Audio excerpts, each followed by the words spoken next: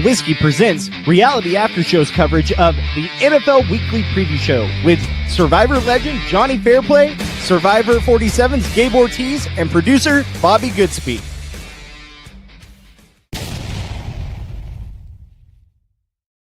Oh, hello there, wherever you're listening, however you're listening, joining us live on the Reality After Show YouTube channel or after the fact on the archive episode.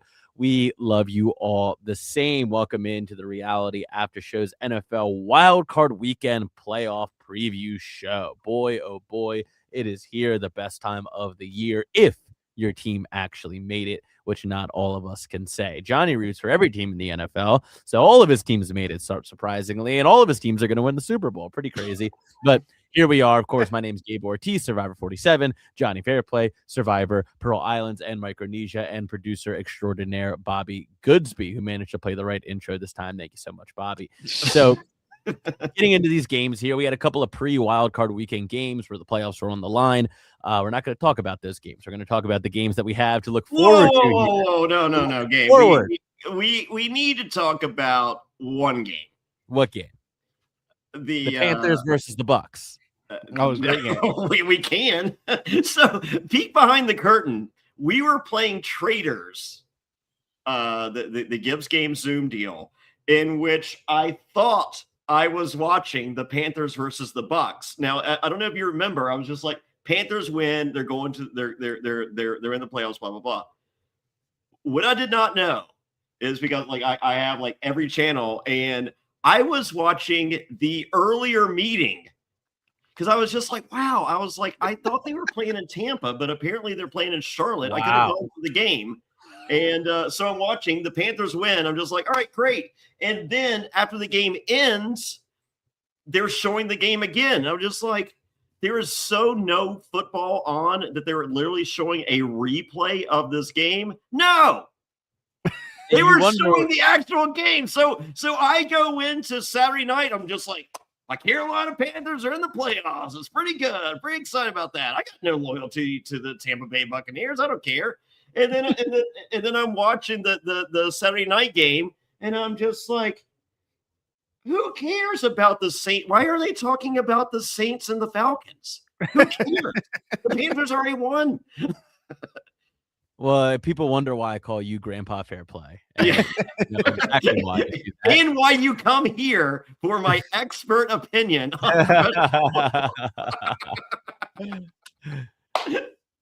So, the views of Jonny Fairplay do not represent the views of the National Football League. Yes. So, all right. So, no, there was another game, Gabe. You were actually at this game. I was at this game. Yes, I was. Yes. Yeah, I mean, walk us through the roller coaster of emotions. Yeah, I mean, it sucked. It sucked. The whole thing sucked. I thought that the Baltimore Ravens looked like the better team through most of the game. I thought that they had more home runs hit, right? Like every single touchdown that the Ravens scored was a home run. I just think that they got later into the game and they couldn't get off the field. And this was a problem that we've seen this team have this entire season, was just an inability to get off the field on third down. And it kept happening. And they didn't have DK Metcalf, which you thought was going to make a big difference in that department. And it didn't. And despite all that, Lamar Jackson still managed to lead 3 game-winning touchdowns. And everyone's going to look at Tyler Loop, the kicker, who missed a 44-yard kick, a kick that he's hit every single time he's kicked it this season. He was perfect this year from under 50 yards. But people are kind of wiping under the rug the fact that the Baltimore Ravens defense was on the field with under 2.5 minutes left to play, and the Steelers had 0 timeouts. And not only could they not get off the field, they couldn't keep the Steelers from scoring. I mean, that is a complete and total failure on the defense in my mind. And it was a situation that the kicker never should have been put in. And then you go and you look at the kicker, and like there's nothing to say, right? Like the guy shanked it. That's just it. What that's all. The dude shanked it. It came off. Did you see the priest did the holy water before the game? Well, yeah, and you wonder why they lost. I'll say this.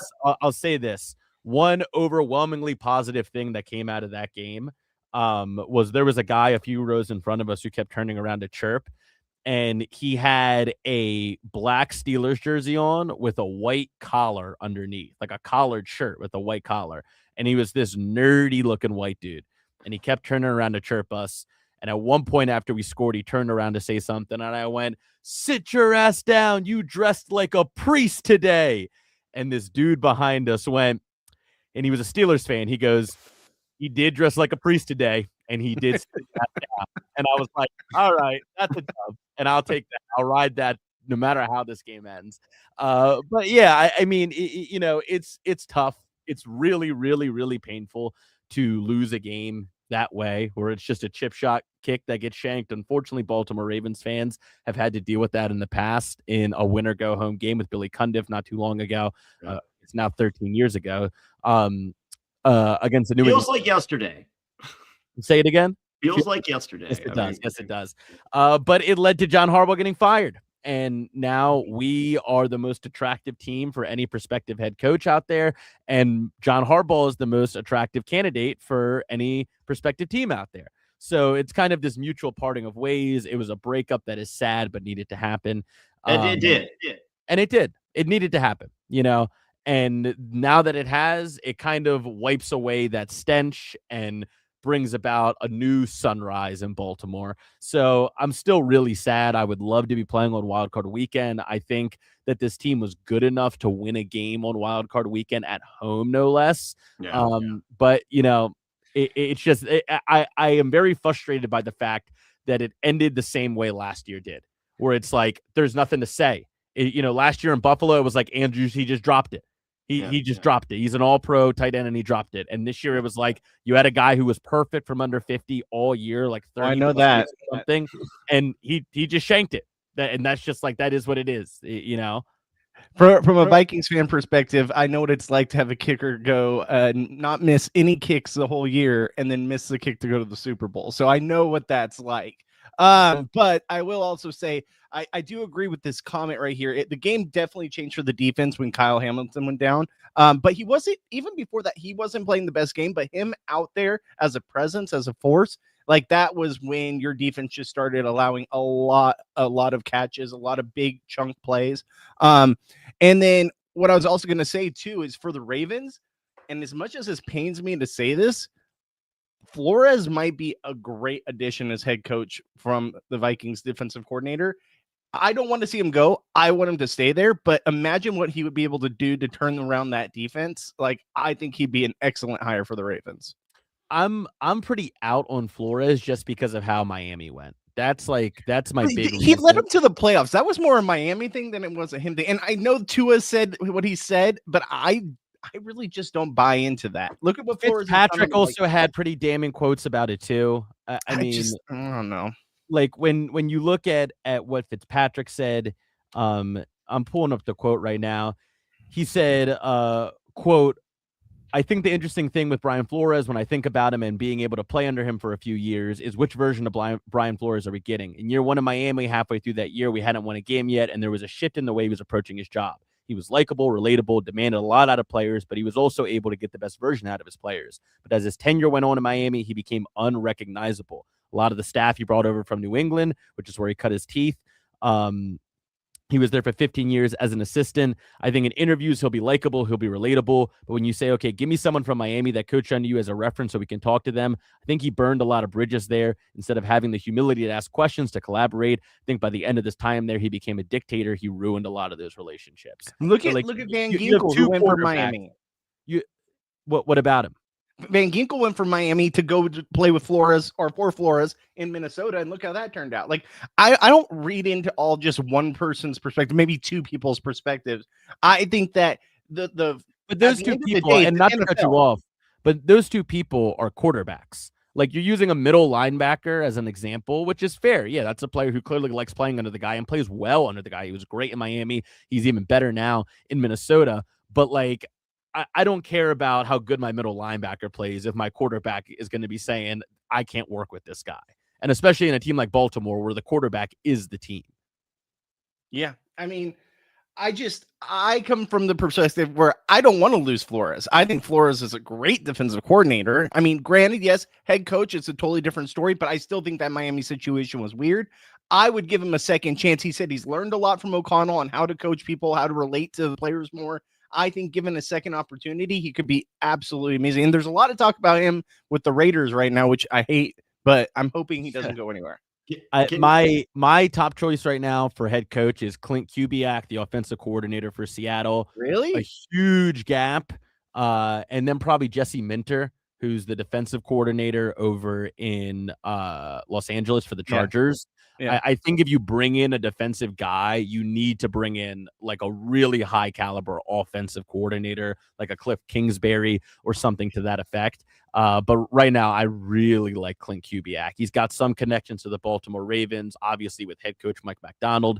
And also his dad, Gary Kubiak, was the offensive coordinator for the Ravens in 2014. He was very successful with Joe Flacco and that team. So, I mean, the dude's putting up 28 points a game with Sam Darnold. No disrespect to Darnold. Imagine what he could do with Lamar Jackson and Derrick Henry on the team. I think it could be a really good setup. What about Jesse Metcalf from Desperate Housewives? Jesse Metcalf is the head coach of the the Baltimore Ravens. I would also throw out Dayball too. I still think Dayball with Lamar Jackson could be absolutely dynamic. Look what he did with Josh Allen. I'm actually a big Dayball fan, but I want to see him do that somewhere else. Like I just saw a lot of like the crash outs that happened in New York. Yeah. And I just like, and the Ravens are a very unique team in that Lamar Jackson is like such a unique personality. Like he is not someone that you can throw a lot of like rah, rah, rah, rah, rah at and expect it to go well. Like you need somebody who can kind of like wrap their arms around him and be like, you're the best. It's going to be okay. Just like, we're going to do this together, blah, blah, blah. And like Dayball and Flores, I don't see as those guys. And I mean, I think Kubiak is probably going to be like one of, if not the most highly coveted name out there other than John Harbaugh. So, and also for Harbaugh, like I wish it ended differently. I think he's going to go somewhere. I think wherever he goes, he's going to be uber successful. I would love to see him in New York. I think that's probably the top landing. Him with Jackson Dart and Cam Scattaboo and Neighbors, all those guys. It would be a really cool fit. We'll get to playoffs here in a second, guys. But one more thing I do want to throw out there. I would really like to see Stefanski get hired by the Giants. I think Stefanski's going to be a very popular name. Oh, Stefanski with that Giants with Dart, Scattaboo, Malik Neighbors, like I think he could just be absolutely amazing as a head coach over there in New York. And I think to me, outside of Baltimore, I think New York's the next hottest landing spot. Sure. One, you're in a big market, and two, all those young weapons, like that. Besides the injuries, and I know that they were, the fifth worst team in the league this year. Those guys don't go down. I think that they could make a playoff push. They were looking really good before, especially before the Scattaboo injury. So I think with all those factors in place, I think New York's going to be dangerous next year if they hire the right person to. No, I totally agree. I like the fifth worst offense in the eighth worst conference in. Yeah, right. Yeah, exactly. So, like, I look at New York and I'm like, before Baltimore went on the market, like that was far and away the best. Because who's open right now? Like the Browns are open, the Raiders are open, the Titans are Raiders open. Job? It's all these teams that are always open. That every season they have a head coach that's fired and they're looking for somebody new. Like and I find Baltimore to be so interesting, and I promise we'll get to the playoffs after this. I find Baltimore to be so interesting as a vacancy because this like doesn't really happen a lot, where you have a team that like has a lot of recent success, is established, like is parting ways with a longtime head coach. The last time I think this happened was ironically with Seattle when Pete Carroll left. Like you had a team with a longtime head coach that was very well respected, that won championships, that had a lot of pieces on this team in place, and they went 9-8, and you kind of just felt like it was getting a little stale over the past 2 years. Both teams decided to part ways, or the coach and the team decided to part ways, and it was like, oh my God, like whoever gets this job is going to be, they're going to walk right into success. And then Mike Macdonald goes in. First year that he's there, 10-7, misses the playoffs. Second year that he's there, he's the 1 seed. So it's like I feel like that's kind of where Baltimore is lined up right now, where whoever comes in is just going to walk into a whole bunch of success, which has got to be attractive for all these young guys. Last thing. So about all the coaching carousel, this is one thing I don't hear a lot of people talk in the national media because they don't want to bring it up. But why do we think that a coach like Ben Johnson, where 2 years ago he was the most sought after head coach candidate, and he decided to stay on the Lions because I don't think he saw a team that he really wanted to go be a head coach for. Because guess what? A lot of these teams, like the Raiders, the Titans, the Browns, they're all revolving doors. You're just going to go there, going to be a shit team, and you're going to get out. Like it's always a revolving door. And then the right situation opened where you had, Caleb Williams at the helm. You got all these pieces in place. Okay, yeah, that's the right spot. I'm going to go there. Like, unless there's a team like Baltimore or a nice up and coming team in New York, if I'm a head coach candidate, I'd rather just stay until there's a really good opportunity, and that's the only one I want to take. Because why would I want to be a part of the revolving door? Yeah, I agree with that. I think that on like a personal level, a lot of these dudes have been working their entire lives to be head coaches. And I think a lot of them are like, I just want to get it on my resume. Yeah. And their wives are like, I want that head coach money. Yeah, right. And I want to be that's true though. Like that's true. It's like I can go cash out this big contract. I can finally be a head coach. Like, but I agree with the Ben Johnson take that I think that there are some dudes who are like, I'm gonna be like whenever I go on the market, I'm gonna have my pick. I'm gonna get to pick. So like, why not wait until I get something where I can really settle into? But I also think these dudes have huge egos in a good way. And that's why they've had all the success they can have. And I think a lot of these dudes look at the Browns, look at the Titans, look at the Raiders, and are like, oh, I'll go there and we'll win because that's what I do. And that's who you want as a head coach as well. All right. So getting into some of these games, we open up the conversation with the Panthers. Let's talk a little bit about the Carolina Panthers, who are going to be hosting the team that for most of the season, they earned it. They earned it, Gabe. They earned it at 9-8. Who, for most of the season, people were saying this is the out-and-out best team in the NFL, the most complete team in the NFL, best quarterback in the NFL. They find themselves in a wild card position heading to Carolina, the Los Angeles Rams with Sean McVay and Matthew Stafford taking on the Carolina Panthers. They currently sit as 10.5-point favorites away from home. Bobby, is that a fair line? I think it's pretty fair. Like, let's be real. I know they lost to Carolina at Carolina a few weeks ago. Yeah. But I still think this Rams team with Devontae Adams back, which is a huge factor that a lot of people miss, that like, yes, they've lost a few games. You get Devontae Adams back in there, then they can't just or double coverage Puka Nacua. Like you've got, and by the way, Puka's amazing. Like the fact that Puka fell as far as he did in the draft is one of the biggest draft tragedies of all time, because that guy doesn't matter about double coverage. He still gets open. But I think it's fair. I think Los Angeles, now they're going to get playoff time. They're going to have, be amped up for the game. 10.5 points is a lot, especially on the road and going West Coast to East Coast. I still like the Rams. Johnny, your Carolina Panthers, do they cover 10.5? I think the Panthers and myself, living 2 hours away, should be very happy that we got one free game of postseason football. And I agree. Yeah. So and I think the 10.5 is right on the money. I'm scared to death of it. If you could tease it back a little bit, or just do money line and a Puka touchdown, call it a day. Yeah, no, I agree with that. I think that, it's kind of similar to like where the Ravens were this year. And also, on the other side, the Steelers of just give me a home playoff game, because then it's house money. Like, okay, we won the division title. That's a success. Like we were able to build on what we want to do. And now we all get to, have one more game at home. We got one bonus game at home. But the Rams got to just run away with this one. Yeah. I think they have to. I think they look at this game as like a momentum builder for, no offense, the real games that they're going to have moving forward. But also, again, like we just said, the Panthers were able to pull one over just a few weeks ago against the Rams. Yeah. And Bryce Young is the I can't remember who I was talking to. It may have been one of you guys off the air. Bryce Young is the most boring quarterback in the NFL. And if you think you can beat the LA Rams, you have to be everything but boring. Yeah, I agree with that. I think that Bryce Young is somebody who is just like a great, great, great game manager. Like, I think he's gotten better at protecting the football. I think he knows how to get the ball out quickly to the best players on the team, which is a great asset to have as a quarterback. But you're not going to stop Puka if you give him, 3 or 4 Hollywood catches a game. You're not going to stop Stafford if you give him time to throw and he can do what he's been doing all season. Like I think 10.5, I agree with Johnny, is a little scary. I think like 8.5, I feel pretty good about. It down and take 10 is tough. I think I might take the Panthers to cover, to be honest. That was also the game. Sorry to cut you off. That was also the game that Devontae went out in like the first quarter or first half or whatever it was. So, there's a lot of factors there. The Saturday night game is the NFC North duel, a game that I'm actually quite excited for, and I'm quite shocked by the line as well.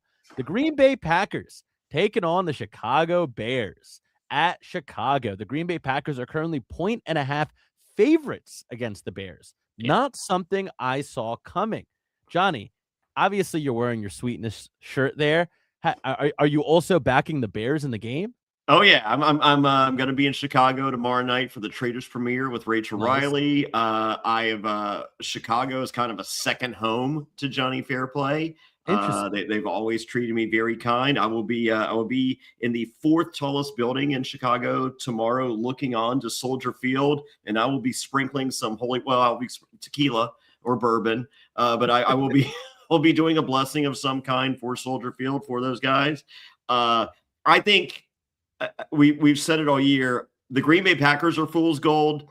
The Chicago Bears are fool's gold. I think Chicago at home in the playoffs for the first time in forever is less fool's gold than the Packers fool's gold. Yeah, I think I agree with that. I think that the Bears, I think they have a better quarterback, and I think they have a better head coach. And those are the two things that I think are going to decide this game. Do we think that LaFleur will be fired if he loses this game? Because there's real talk about Green Bay being interested in moving on from LaFleur. The only reason I say no is because they've had a bit of an injury crisis to end the year. Dudes are dropping like flies on that team. And I think that might be enough if they lose this game to buy him one more year with Jordan Love. Now, if they win this game, I think he's definitely safe. Yeah. Here's the thing. It's crazy to me that 4 out of the 6 games, the road team is the favorite, which is wild for the playoffs. Yeah, and this is not the year to look for a quarterback or look for a head coach with the Giants and the Ravens out. Like, what are you offering that they're not? No, yeah, that's also a very good point. This is a tough year to find a head coach. Yeah. And that's a very good point. That I think they're probably more attractive than the Giants are right now. But also, I think if you're more established of a candidate, you might be thinking like, if I go to this Giants team, it will be my team versus the Packers, where there's a lot of pieces already in place that you have to navigate. But at the same time, there's still so much work to be done. Yeah. Like, where I think the Giants and Baltimore are a bit more of like that sweet zone of identity that you can impress on the team, but also pieces already in place. It's a sexier job. Oh, it's far New York sexier. City. Yeah. versus Jersey, Green Bay, Wisconsin. Looking at the first game on Sunday, that is another game that Bobby mentioned, where the road team is the favorite. The Buffalo Bills heading down to Jacksonville, Duval, to take on Liam Cohen, T. Law, the Prince, and the Jacksonville Jaguars. Bills 1.5 favorites taking on Jacksonville in their home stadium. Bobby, this is another one that I don't get.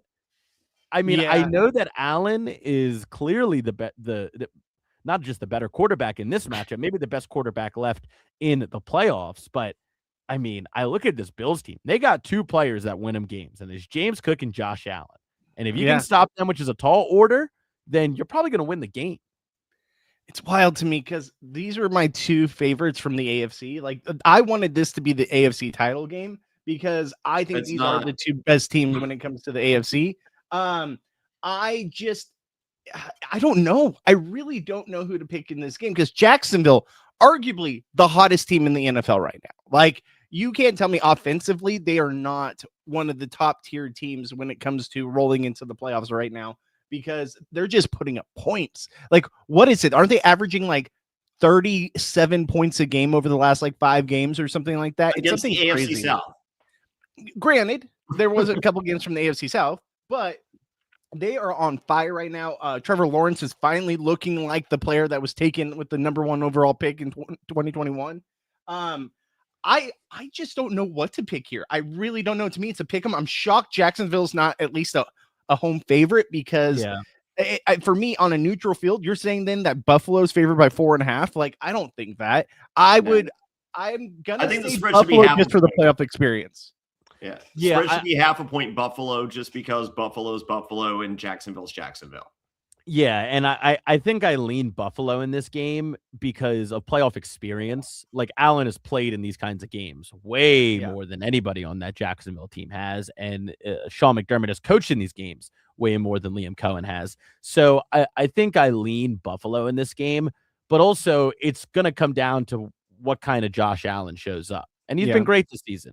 But if he shows up and he's turning the ball over, if he can't make plays, if the defense for Jacksonville is giving him fits, I don't think they have a lot of outs. Like, I don't think that they have a lot of other places to go to win this game or to lean on if Josh Allen isn't able to score them at least 24 points. Looking into the Sunday afternoon game, a very interesting NFC matchup. The 49ers, underdogs on the road, our first road dog, heading to Philadelphia, Lincoln Financial Field to take on the Eagles. 4.5 points in favor of the Eagles. Johnny, are you feeling confident about either of those? I run from this game. I love San Francisco over the Eagles, but I think the Eagles are going to eagle. That rain game against Buffalo showed me there's still something in that tank. And I don't like it. I mean, I've seen that story. I know that story. I know how that story ends. I'm ready for another story. So, I mean, San Francisco, we've seen, parts of that story too, and that's great. But like, I want Philly out of there. And but if I'm a betting man, I think Philly wins, and I think they cover.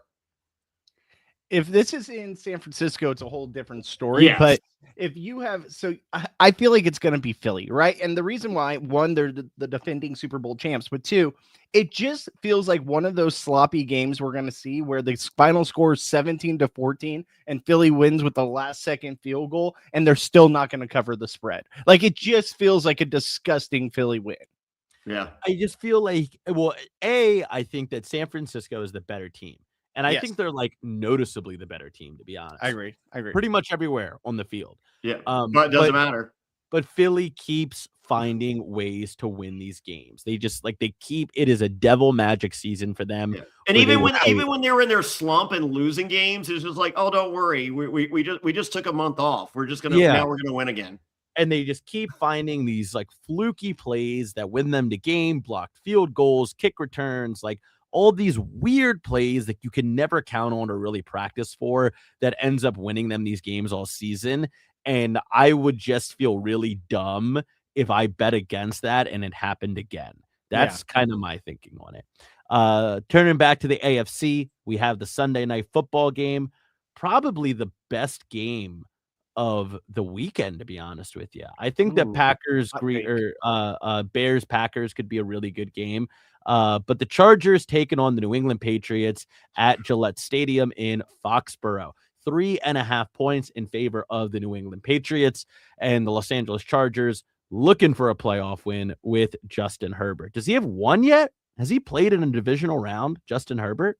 Yeah, he played it. Oh, no, he's only played wild card. They almost beat Jacksonville, but then they lost a 4-touchdown lead. Yeah. Justin Herbert 0-2 in the playoffs. Yeah. He played once in 2022 and once in 2024. So they're still looking for that first win with Jim Harbaugh and with Justin Herbert at the helm. Is this the one where they get it going up against the fresh face Drake May and the first-year head coach for the New England Patriots, Mike Vrabel? Bobby, how do you feel about the spread, and who do you think wins straight up? Yeah, no, I would be smashing the New England button. I think they're going to absolutely roll the LA Chargers.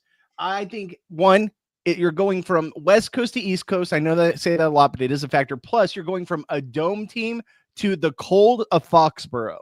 I think that they get absolutely run all over. I think Drake May should win MVP, and even if he doesn't, I think he's going to put up MVP numbers in this game. I think it's going to be a blowout. I think I would take freaking New England 10.5 if it was the case. Like, I think they absolutely roll the Chargers here. Yeah. Saturday night, 85% chance of rain, 38 degrees. Oof. Wow. So it's going to be a sloppy.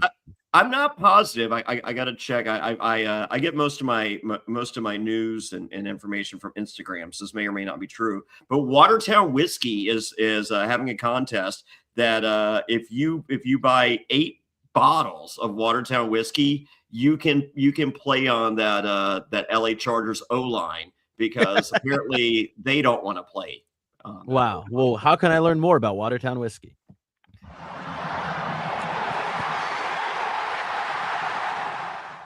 Watertown Whiskey, guess what? Philadelphia Eagles back-to-back. Here we go, Super Bowl champions. You see, Daniels, it is the Commanders' year. Woo! Super Bowl bound to Watertown Whiskey. It's back-to-back. The Chiefs are going back, and they're winning this time. Watertown Whiskey. Y'all boys heading on down to 8 Mile. Lions got this. Watertown Whiskey. It's the AFC's year, but it's the Chargers. There's only one thing I got to say. Watertown Whiskey. Jets, Jets. Shut up. Hartford Whalers, we're going to the Super Bowl. They're close to Watertown, right? There's one thing we can all agree on. Watertown Whiskey. Escape the ordinary. WatertownWhiskey.com. Drink responsibly.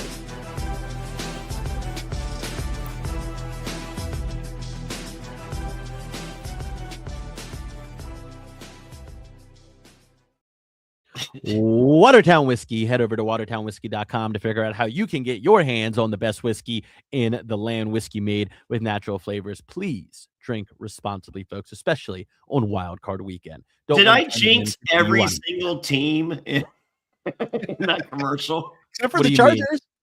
Chargers, yeah. Did I jinx every single team in that commercial? Yeah. Pretty close. Pretty close to it, right? Yeah, Chargers included. So, Chargers included. So yeah, I would smash that Patriots button.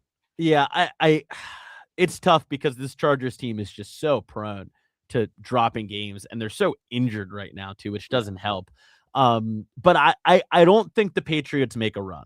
I think if they win this game, they lose in the divisional. That's fine. And that is a great season for this young. Oh, fantastic. Yeah, I mean, like this was not the team on like I don't know what the betting line was for the Patriots to make the playoffs. But I think they were at like over under 8 wins this season, I think. Yeah. So they've already massively overachieved. Yeah, like that's I think even with a win here and a loss next week, that is a success season, and it may not be over.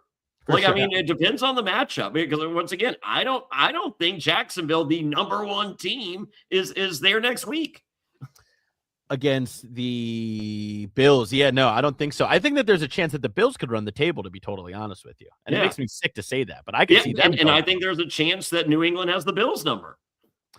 Also true.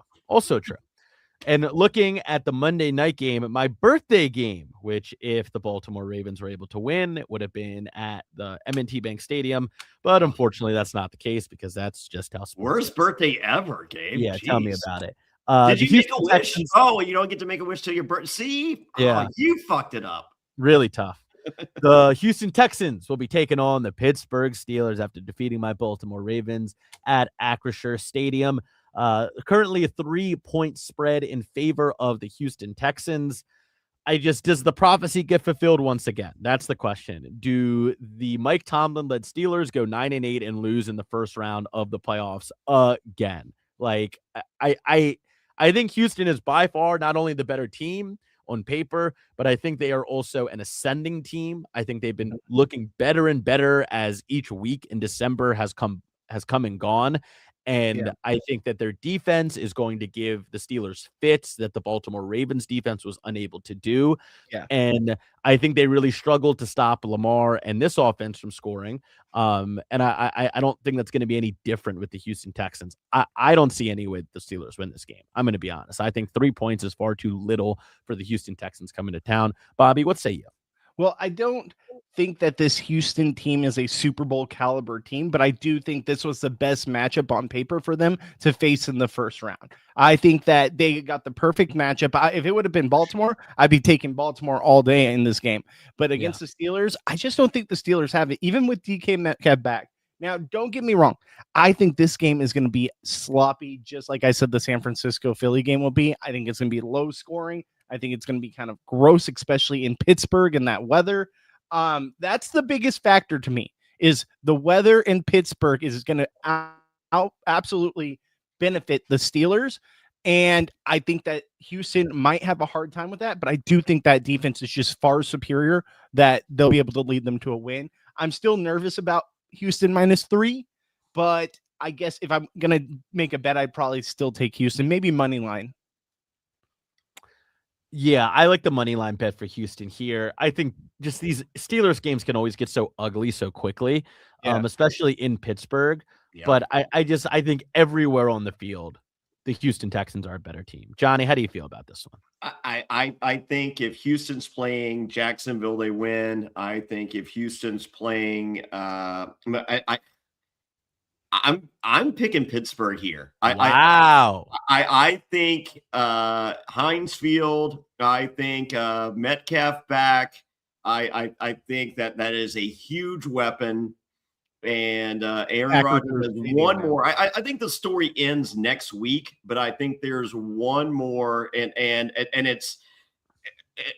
And if you're a Houston fan, it's just like, dude, really, this freaking dude? And it's just like, yeah, that freaking dude. Wow. I think it comes down to the end of the game. And you've said it week after week after week. So many of these Steelers games, especially in Pittsburgh, ends on that last drive. And then Aaron Rodgers, making his mean face, finds the guy. There's a flag. There's something. And the Steelers win this one, but then they go down next week.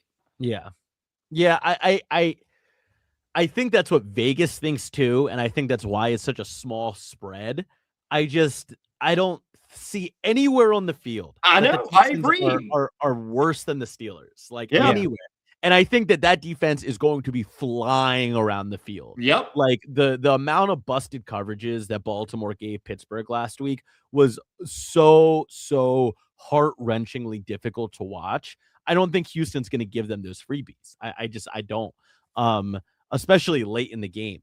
And I think they're going to hit the hell out of Aaron Rodgers all game. But you're right. With blood trickling from his nose and a black eye and everything else. And then he's going to be grinning, walking into that tunnel. He's just like, yeah, I guess we got one more, brother. I'm still sorry. Go ahead, Gabe. I was just going to say that I would like to hear your guys' Super Bowl picks, your Super Bowl matchup before we actually start the playoffs. Johnny, Seahawks to win it all. Wow. Oh, yeah. Is that your pick? Every other jersey, I might as well jinx right? this one. Seahawks to win it all. Who do you think makes it from the AFC? I think if I'm betting, I'm going Bills, Seahawks. But I think I would love, and I have no problem with that. I think I would love a New England Seahawks Super Bowl. Interesting. Run it back. Run it back. Yeah. For me, this is a weird year. There's no front runner. It's been a weird season. It'd be so fitting to have a team like Jacksonville win it all, because it's just like such a weird, sloppy, injury-riddled year that would make sense. Hell, even a Carolina somehow barely making playoffs and then winning the Super Bowl would be so perfect for this season and how this year has gone. If I'm really going true to myself, I think I'm going to take the Rams, because I do think that they're the best team in football when healthy. I do think that they are far superior. I think they've had a little bit of bad luck the last couple of weeks, and I know they're not looking good rolling into the playoffs. I still think the Rams are the best team in the league. Secondly, for the AFC, I'm going to go Buffalo. They just have the experience. All these teams that are in for the AFC are young. They have young quarterbacks outside of Aaron Rodgers. And I just think that with the experience, I know they're not the best team in the league right now. I know they have holes, but Josh Allen in the playoffs with no Mahomes, no Lamar Jackson, no Joe Burrow there, I feel like this is his time to get to the Super Bowl. I'm going to have Rams Buffalo Super Bowl. Wow. So you 5 seed versus a 7 seed. The first 7 great. seed. It would be so fitting, would it not? This season, it would be very fitting. From the NFC, I like the 49ers. I think that the 49ers are going to beat that Philadelphia Eagles team, and I think that's going to be the hardest game that they have for this entire run. I think that they're another team, much like the Texans, whose spoiler alert is going to be my AFC representative. I think that the 49ers are a team that has a great roster, a great coaching staff that has been ascending through December. I think every single week in December, they've gotten a little bit healthier. They've looked a little bit better, and they're going into a NFC conference that is rather inexperienced, right? Mm-hmm. Like the Seahawks team with Mike McDonald has not been in this position with this group of players and this staff before. This Bears team has not been in this position with this quarterback and this staff before. This Packers team is super banged up. The Panthers are like whatever, if they win games, that's great, but it's all kind of bonus. It's house money for them right now. I think they'll end up facing the Rams at some point, but I think that they eke out a win against the Rams as well at home. I really, really, really like this Niners team, and I think this is the year that they actually get it done. I like the 49ers to win the whole thing, and I like the Texans to go on a run here. Yeah. I think they have the best defense left. Yeah, their biggest hurdle is literally Pittsburgh. I think they make it past Pittsburgh. They're good. So. I think that this Texans defense is flying around everywhere. I think they've got plenty of weapons. I think if they can score 23 points, 24 points a game, I think they're going to beat everybody they play in this conference. And I think that they are going to be the beneficiaries. It was the talk all season, right? Or at least for the second half of the season when the playoff picture kind of started to take shape, was the AFC is so bad this year. Everybody's bad. There's no Mahomes. There's no Burrow. The Broncos are this young, fresh-faced team with a young, fresh-faced quarterback that's never really been to the playoffs before with them in a meaningful way. The New England Patriots have this young quarterback who's never played a playoffs, not before, and a first-year head coach. The Jacksonville Jaguars are going to be what they're going to be. Like the Steelers, nobody's given any credit to.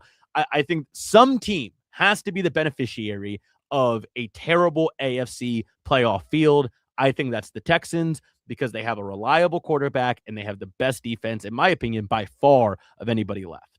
Yeah. And also, real quick, the Houston Texas Super Bowl champions is the least sexiest Super Bowl champion team. For sure. But them being there, I don't hate it. Them winning, I don't love. Yeah, and one other thing I want to put out there too, Buffalo, they're the 6th seed though, right? You said 7 seed. They're 6th seed. They're playing Jacksonville as the 3. Correct. Yeah. The Chargers are the 7th seed. Correct. So Buffalo, so 6 seed and 5 seed. I still like it. Honestly, I think the best position in football is to be a 5 seed, because you're obviously a really good team to be the top of the wild card, and you're playing the shittiest of the divisions. Like the best seed to always have is that 5 seed, in my opinion, outside the 1 seed, obviously. Sure. Yeah. But yeah, like I said, guys, I love that all of us have different picks. I love how we have have different takes, which that's kind of par for the course with this season, because this it's like if any of us are right, it's like sure. I totally agree. Johnny bought a New Jersey, of course. Right. Burn through all the other ones. All right, so real quick before we get out of here, we got 2 minutes before we get out of here. What do you guys think is the highest and lowest ticket price for playoff wildcard weekend? Carolina Panthers. Wow. Yeah, I think lowest price is definitely the Rams taking on the Panthers. I'm going to say highest price. Both LA teams are in it, but neither game is at SoFi. I'm going to say Saturday Night Football at Soldier Field is the highest ticket. Yeah, I'm going New England. All right. So for lowest price, you guys both guessed Rams at Carolina. That was the second lowest by only Wow. a few dollars. The lowest ticket price of the weekend is Houston at Pittsburgh, $147 ticket. That tracks. Yeah. Real quick, Gabe, how much did you pay for your tickets for the Heartbreaker? We paid like $130 for them. But by the time that it was like kickoff, tickets were like $60. It was crazy. They plummeted. Oh wow. Yeah. Damn. I just don't think I don't think any of the fans thought they were gonna win. Wow. Yeah. All right. Highest price ticket of the weekend. Gabe, you were dead on by a mile. It's Green Bay at Chicago. That ticket price, lowest ticket, $351. Wow. Jesus. I didn't think it'd be my that friend expensive. Angela I'm staying with I mean, well, it's just like it's the playoffs in Chicago. It never happens. Yeah. And when it does, it's like And against the division rival. Yeah, against the Packers. Like, yeah, this makes total sense. Yeah. I was just thinking that Yankee money, you know. Yeah, also true. Yeah. All right, that's going to do it for us previewing the first weekend of the NFL playoffs for 2025. My team is not there. Bobby's team is not there. My team's all there. Of Johnny's team. All of my teams are there. So he's going to be doing all the rooting for us. So very, very exciting. Wow, Johnny disavows the Jacksonville Jaguars, the bullshit franchise of the NFL. Oh, and my team goes on this week. My team goes on a 5-game win streak to end the season and get us third place record and the worst draft spot out of any non-playoff team. Awesome. Thank you so much, Vikings. You gotta love it. One last thing. Did you guys know that if Green Bay and Dallas don't tie like week 3, we're in the playoffs? Really? Yeah, that one tie screwed us out of the playoffs. It cost me $500. That's crazy. So you would leapfrog Green Bay. Green Bay. If that was the case. There's a lot of factors. Sure. But if you look at it right now in the lens, that one tie, the one tie that happened all season. And that's sports, baby. That'll do it for us, Bobby. Get us out of here. Bye, guys.